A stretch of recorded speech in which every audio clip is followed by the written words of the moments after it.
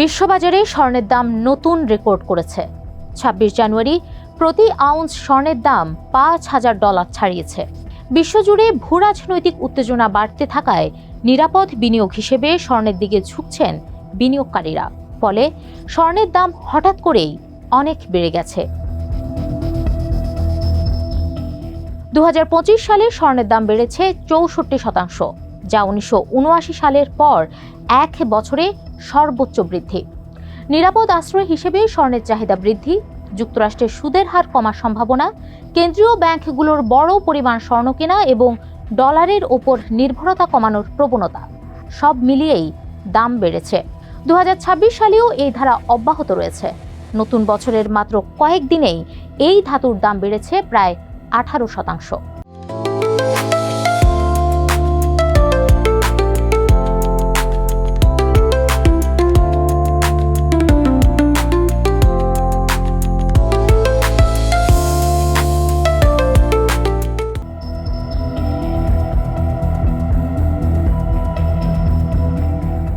স্বর্ণে বিনিয়োগের জন্য কয়েকটি পথ অনুসরণ করতে হয় বিনিয়োগকারীদের।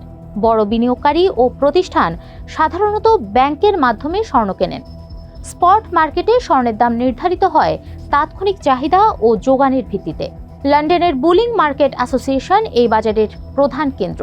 এছাড়া চীন, ভারত, মধ্যপ্রাচ্য ও যুক্তরাষ্ট্র স্বর্ণ বাণিজ্যের বড় কেন্দ্র। ফিউচার এক্সচেঞ্জের মাধ্যমেও স্বর্ণ কেনা বেচা হয়। এখানে নির্দিষ্ট সময়ে নির্দিষ্ট দামে স্বর্ণ কেনা বা বিক্রির চুক্তি করা হয়। স্বর্ণের সবচেয়ে বড় ফিউচার বাজার হিসেবে পরিচিত নিউ ইয়র্ক মার্কেন্টাইল এক্সচেঞ্জের অংশ কোমেক্স। এশিয়ায় এই ভূমিকায় আছে সাংহাই ও টোকিওর বাজার। হাতে না নিয়েও ইটিএফ বা ইটিপির মাধ্যমে স্বর্ণে বিনিয়োগ করা যায়।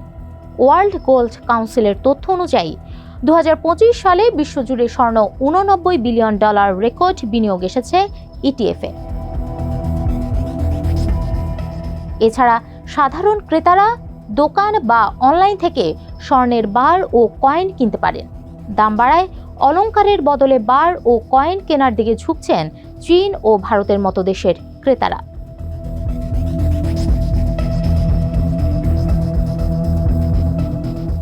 ডলার দুর্বল হলে স্বর্ণের দাম সাধারণত বাড়ে, কারণ তখন অন্য দেশের মুদ্রায় স্বর্ণ কেনা তুলনামূলক সস্তা হয়, ফলে চাহিদা বাড়ে।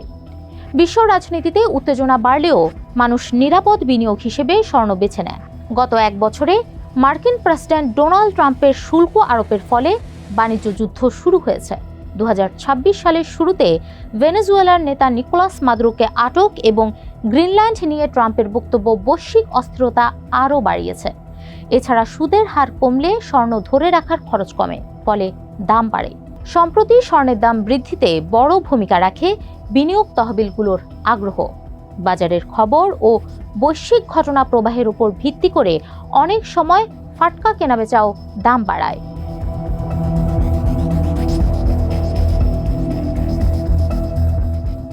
বিশ্ব অর্থনীতি ও রাজনীতির অনিশ্চয়তার কারণে অনেক দেশের কেন্দ্রীয় ব্যাংক স্বর্ণের মজুদ বাড়াচ্ছে।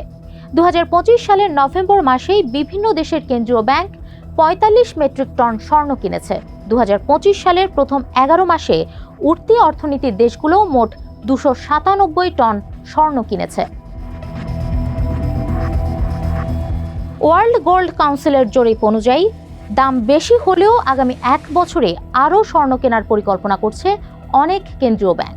২০২৬ সালের জানুয়ারিতে পোল্যান্ডের কেন্দ্রীয় ব্যাংকের গভর্নর অ্যাডাম গ্লাপনেস্কি জানান, ২০২৫ সাল শেষে ৫৫০ টন স্বর্ণ থাকলেও তা ৭০০ টনে উন্নীত করার লক্ষ্য আমাদের।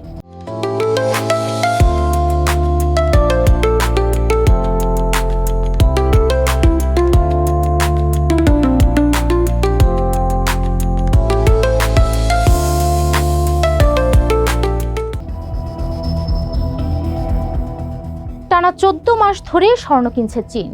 ২০২৫ সালের ডিসেম্বর মাসের শেষ দিকে দেশটির স্বর্ণের মজুদ দাঁড়িয়েছে ৭,৪০,৫০,০০০ ট্রয় আউন্সে, যা আগের মাসে ছিল ৭,৪১,২০,০০০ ট্রয় আউন্স।